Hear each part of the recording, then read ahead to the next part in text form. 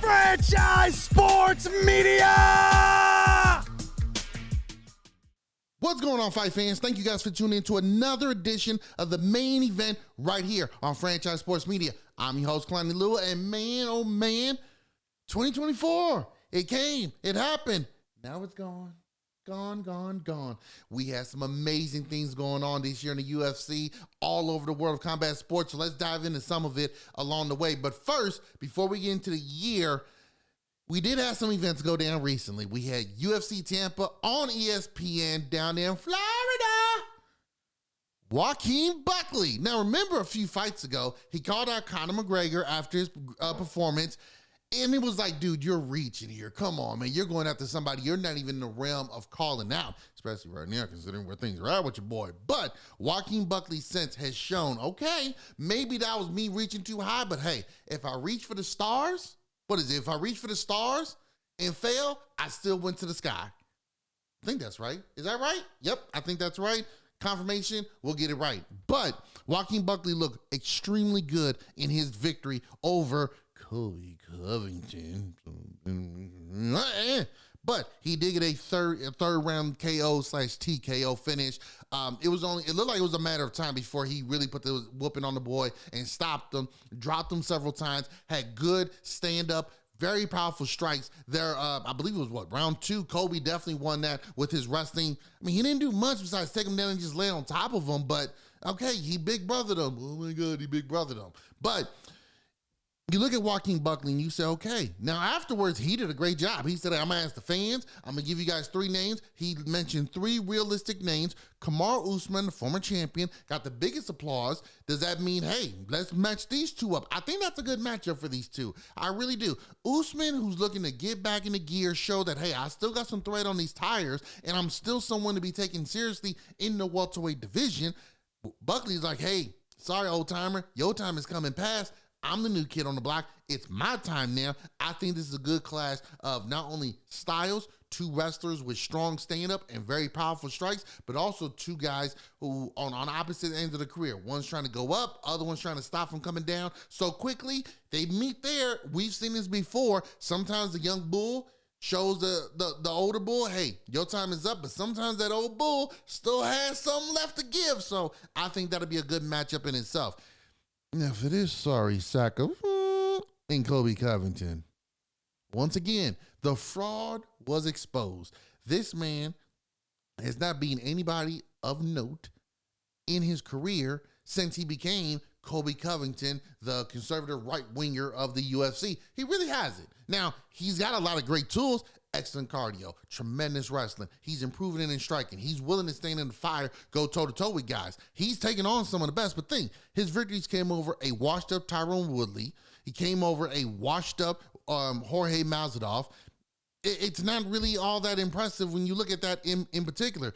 He beat Rafael dos Anjos, again, one of those where you're like, all right, Damian Maya, okay.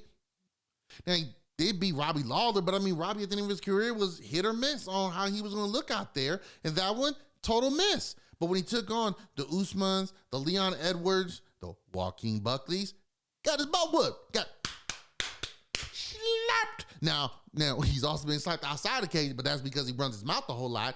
Does he go on to retire? Are there some matches for him further down the welterweight roster for other guys? Could he potentially take on somebody coming back into the UFC, like a Nate Diaz, or Jorge Masvidal, maybe in a rematch?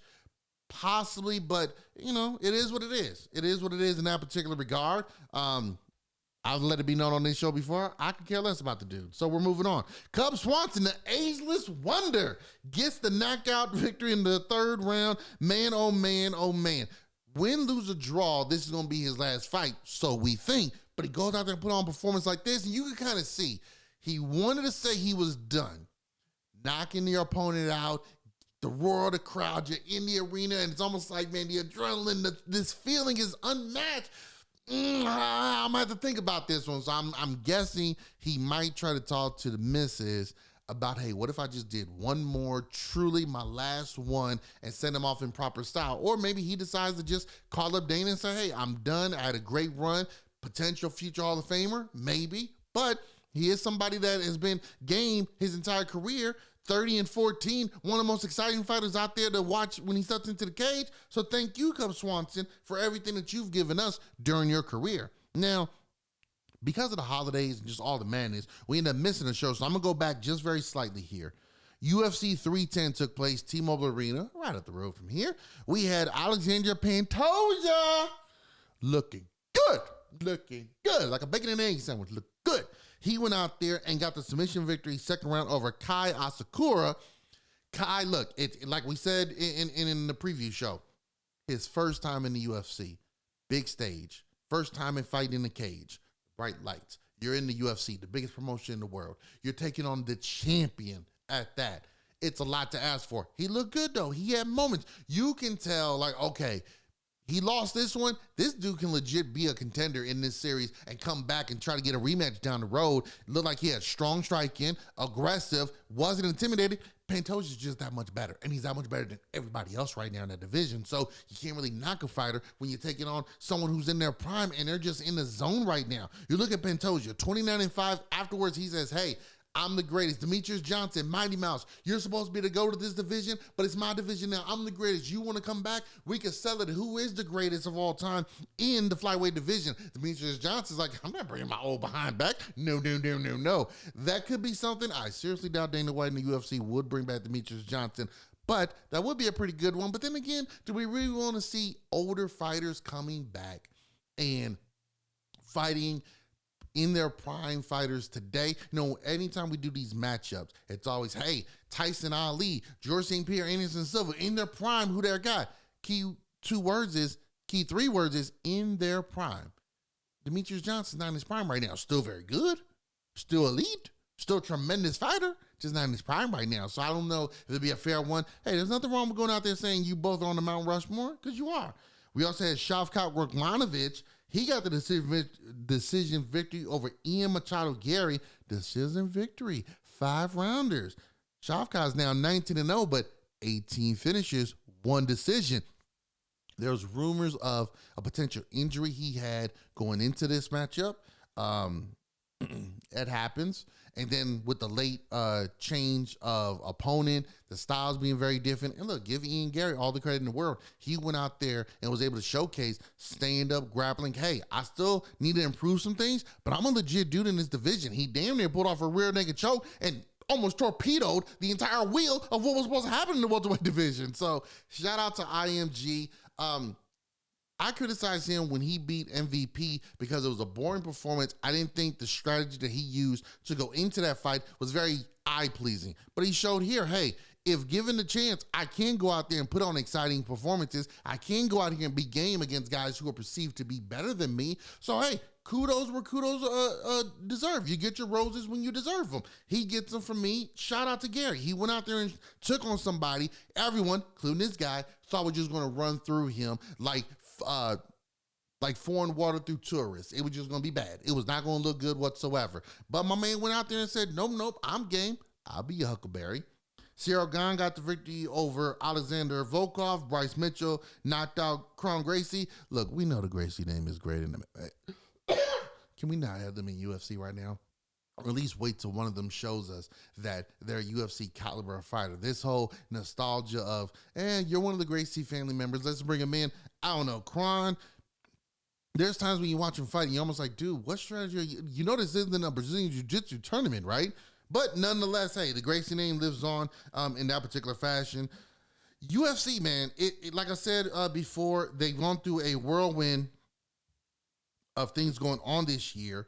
And one of the things I love about the UFC, right? When you look at the UFC in January, who's the champions, the matches being made, who's undefeated, X, Y, and Z. Go all the way through to December. You look back and you say, well, who remained champion?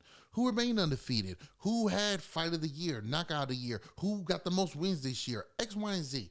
It's interesting to look back because some of it is like, could you see that happening in the beginning? Did you kind of say, hey, even though this person won the belt, I don't know, there's about 2-3 other fighters in this division that probably are going to beat them in this year and take the belt from them. Then, oh, wait a minute, I didn't see this performance coming from this fighter. So very quickly, let's go through some of these real quick. If you look at January, in the heavyweight division, the champions were John Jones, Tom Aspinall. December, the champions, John Jones, Tom Aspinall. No change there. Obviously, there's talk of Jones and Aspinall. Dana White says, hey, guaranteed these guys are going to fight each other. Jones is like, hey, man, I want my money. Now, people are saying, oh, he's ducking them. He's ducking them. Really? My thing is, at what point in someone's career do they get to the point of, yeah, I don't duck anybody. I fought the who's who.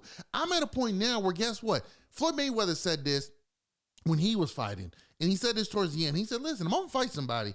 I need him to also have a name too. You need to bring name value to this. You're not just going to build your resume. You're not just going to get paid off of my name and the work I've put in leading up to this. Because when I step into the ring, my record comes with me, my persona, my personality, my aura. Money Mayweather comes into this ring with me. What are you bringing to the table? You look at someone like a Manny Pacquiao, a Ricky Hatton, an Oscar De La Hoya, a Shane Mosley. Hey, that's what I'm talking about. You look at some of the other fighters and you're like, okay, maybe you are the number one contender. Nobody knows you, dog. And Tom Aspinall is great. He really, really is. And I'll be damned. Maybe he is the guy to beat John Jones if they fight someday. I don't know. But this idea of, oh, John Jones is ducking him and, oh, he's scared of him and this and that. Buddy, outside of the MMA community, people don't really know Tom Aspinall like that. If I'm going towards the end of my career for my last fight, guess what? I kind of want it to be against guys everybody will be excited for. Not just the UFC fans, everybody. Jones versus Francis Ngannou, everybody wants to see that. Jones versus Alex Pereira, everybody wants to see that. Jones versus Tom Aspinall, UFC fans want to see it. Sure. If it's on ESPN and they talk about it, it's because John Jones is involved. Tom Aspinall, let's say he takes on Cyril Gane. You really think they're going to show the highlights of that on the ESPN Sports Center afterwards? Probably not. Unless it's a spectacular knockout, probably not. So there is a difference there. But nonetheless, let's keep going. Alex Pereira, start the year as a champ, end of the year as a champion. We started the year in the middleweight division. Sean Strickland was the middleweight champion. He loses to Dricus du Plessis, DDP. Here's what I don't understand. So Strickland wins the title from Israel Adesanya. His very first title defense is against DDP. He loses, controversial split decision, but still, it wasn't the most entertaining fight of all. It was just, it was extremely close and competitive. Then he takes on Paulo Costa in a very underwhelming fight. Did not look good. Wasn't, oh my gosh. And now he's right back into a title shot. Whoa, wait a minute. Why isn't Hamzat Chimaev getting that title shot? He looked way more impressive and is a bigger name right now. But nonetheless, Sean Strickland's going to get a chance to see if he can get his title back from the man that took it from him. Welterweight division. We start off with Leon Edwards, ended with Bilal Muhammad. Now, we might have ended with Shavkat Rakhmonov, but Bilal got injured. Hopefully he gets well and gets healthy and come on back. He, after seeing the Rakhmonov fight against Ian Gary, he's like, buddy, if that's how you're going to look, I'm going to maul you, dog. So we shall see how everything looks there. Lightweight division. Started with Islam Makhachev, ended with Islam Makhachev. I got to tell you, from a personality standpoint and from how they choose to look at and speak on certain issues, I'm not the biggest fan of the Khabib camp as far as that, right? Because, and not like in a political based way or anything like that. I just look at some of the things they say and do, very bullyish, very high school bullyish, right? Very much so I pushed you in the locker and closed it, but because we were laughing about it, it's not that bad. But anyways, Islam has shown time and time again, he's better and better every time he steps into the cage. He's shown time and time again, but whoever you guys put in front of me, that's supposed to be the one that you guys want to see finally get their title, dethrone me. So very interesting to see how things go. He's defending his title in January, coming up in a couple of weeks. Featherweight division started off with Alexander Volkanovski, ended it with Ilya Tapoya, who finished Alexander Volkanovski, then finished Max Holloway. Two dudes who don't get finished. He finished though. Now Volkanovski, I know, got finished against Islam, short notice. Okay, so maybe you give him a little leeway for that since he stepped in on like 23 hours notice. In the bantamweight division, started off with Sugar Sean O'Malley as a champion. Merab Delavushi He is the champion. Marab is now the champion there. He's set to defend his title as well on the same card as Islam Makhachev. That will be an interesting one to see how that unfolds. Is he already going to lose the title? Because he just won in September. We had in the flyweight division, Alexander Pantoja started as champion, ended as champion, one of the all-time greats in the flyweight division. We have the women's bantamweight, which was vacant at the time because Amanda Nunes, hello, she retired. So Julia Pena, she ended up capturing the title. You got Alexis Grasso started as the women's flyweight champion. Valentina Shevchenko got it back. How would her second run as champion be? That remains to be seen. And one of the baddest women out there, the women's strawweight, Zhang Wei Li. She started the year as champion, ended as champion. She's going to be defending the title against Tatiana Suarez. That is going to be an amazing fight right there. The female Habib taking on Zhang Wei Li. That's going to be a lot of fun in that particular regard there with those two. Pereira won fighter of the year. Stepping up on short notice, time and time again. Knocking guys out time and time again. Gave us that famous 300 one after knocking out Jamal Hill. That was a really good one right there. Chama is the big one of the year. And he's just one of those guys where you want to see him go out there and fight again. We thought we were going to see him again at the end of this year. Just didn't work out. There's no news yet for another fight that he's going to be having, which is weird because given how often he fought this year, you kind of go a couple of weeks and say, hey, where's Alex Pereira? When's he fight again? Hey, it's kind of his thing, right? Isn't he supposed to fight right now? Max Holloway won knockout of the year of his knockout of UFC 300 against Justin Gaethje. They also won fight of the year. That was just tremendous, man. Max Holloway doing his signature, 10 toes down, baby. Let's go. Bam, bam, bam, wham. Shuts his lights out. Now, Max Holloway is moving permanently up to 155 for the 2025. It's going to be interesting to see who his first few matchups are against. I love the Charles Oliveira matchup. I would love seeing that. I don't know if I want to see him and Dustin Poirier again. Now, Dustin Poirier, 2025 seems like it's going to be his last go. I saw reports saying that it's possibly going to be his last run or his last fight in the UFC. So who is it going to be against? Where is it going to be?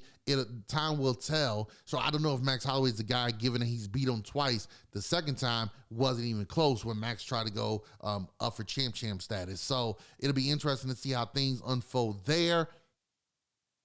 One guy I wish would have moved up to 155 was Jose Aldo, but he went the opposite and went down to 135. But I would have liked to have seen how Aldo would have looked at 155, given he used to cut so much weight to get to 45.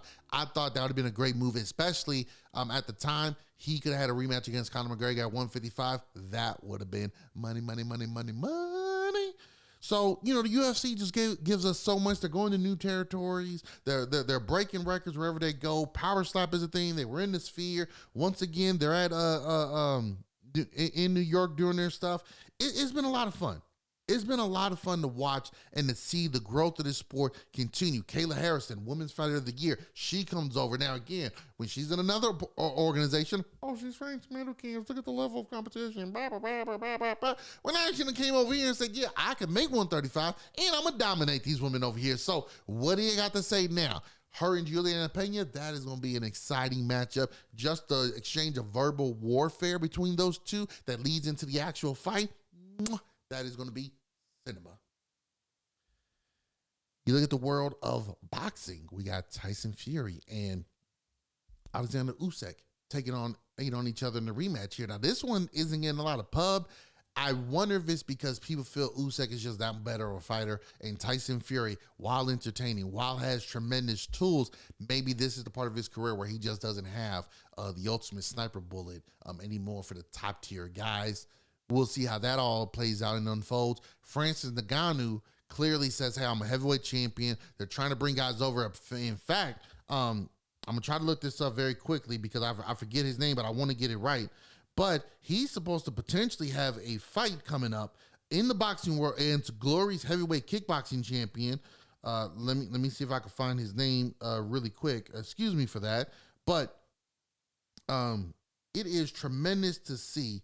It will be against Rico Verhoeven. Glory's Glory kickboxing heavyweight champion, 65 wins, 10 losses, 21 knockouts. This man has been phenomenal. He's only 35 years old. He's from the Netherlands. He's been tremendous. And in Glory, he's 27-1 with 10 knockouts. So clearly he's shown, hey, I'm the baddest dude here.